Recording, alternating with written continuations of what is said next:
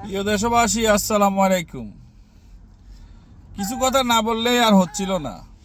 বাংলাদেশের পলিটিশিয়ানরা যা করতেছে আমাদের আহ, সাধারণ জনতার সাথে, এটা কোনোভাবে আনঅ্যাকসেপ্টেবল। যাই হোক, কিছু বিষয় নিয়ে বলতে হচ্ছে, সেটা হইল বাচ্চাদের মৃত্যু। ওই সরকার হই সরকারের দোষ দেয়, হই সরকার অমুক সরকারের দোষ দেয়, অমুক সরকার তমুক সরকারের দোষ দেয়। স্বাধীনতার 54 বছর পরে এখন পর্যন্ত হামের চিকিৎসার কারণে বাচ্চা মারা যায় বাংলাদেশে। এবং আমরা প্রতিনিয়ত খবরে শুনি অমুক জেলায় 13 জন, অমুক জেলায় 10 জন, অমুক জেলায় 7 জন মারা গেছে গা।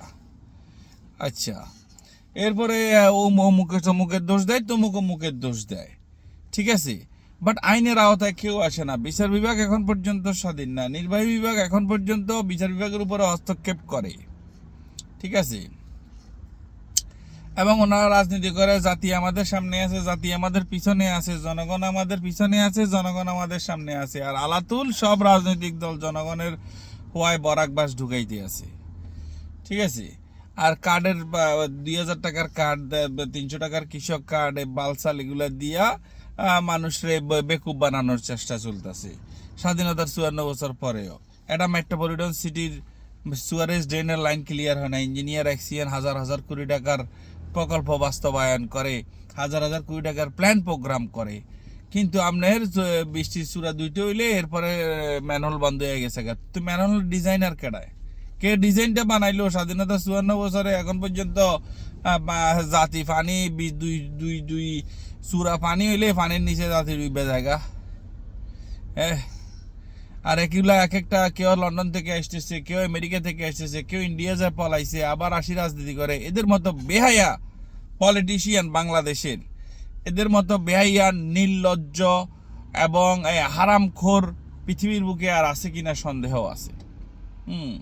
এরা বলে জাতির ওই মুক্তি মিলবে, জাতির সেই মুক্তি মিলবে, সব মিথ্যা কথা, সব মিথ্যেবাদীরা চেয়ারগুলো দখল করে বসে আছে এবং জনগণের মৌলিক অধিকার নিশ্চিত করতে পারে না। যেই সংবিধান, সেই সংবিধান আবার সংবিধান সংবিধান করে লাভ কি? আমার কনস্টিটিউশন, আমার সংবিধান, এগুলো মানে স্কুল স্কুল ভাব। এখন সংসদের দিকে তাকালে মানে স্কুল স্কুল ভাব। কেউ কেন পড়াইতেছে আমাদেরকে সংবিধানটা? আরে তোমার সংবিধানে কি মৌলিক অধিকার আছে নাকি? 5টা খাদ্য, বস্ত্র, বাসস্থান, চিকিৎসা, গোরস্থান, সেগুলো কই? কে দিবে? কখন দিবে? কোন সরকার দিবে? স্বাধীনতার 54 বছর পরে আমরা চেতনা এখনো 71 লই ঘুরতে আছি। হ্যাঁ, 2030 সাল চলতে আছে, 2040 সাল আসবে সামনে। সারা পৃথিবী চিন্তা করতে 40 সালে কি করবে। আমরা এখন 1971 লয়ে মইরা জুল্লা আছি।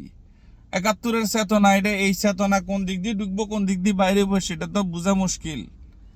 হ্যাঁ, জাতির কি গোয়া দিয়ে ঢুকবো 71, না 72 পাশা দিয়ে বাইরে হবো, কোনটা হইব সেটাই তো বোঝা যাচ্ছে না। হ্যাঁ, তো এভাবে করে জনগণের টাকা লুটপাট করে আরামায়েসে এসি জ্বালায়া, সংসদে এত লাইটমাইট জ্বালায়া জাতির সংসদে যায় বসে থাকার অধিকারটা তাদেরকে কে দিল? প্রত্যেক রাজনৈতিক দলই তো হরণ করে মানুষের অধিকার। নির্বাচন নাম খাবাসতে হয়, এরপরে ইঞ্জিনিয়ারিং করে নির্বাচনের ক্ষমতার রেজাল্ট বাগাবাগি করে নেয়। আর সংসদে কি কুসুম কুসুম বিরোধিতার একটা পার্ট রোল প্লে করে। জাতি মুক্তি কখন মিলবে? যদি বিবেকবান ব্যক্তিদেরকে আমি জিজ্ঞেস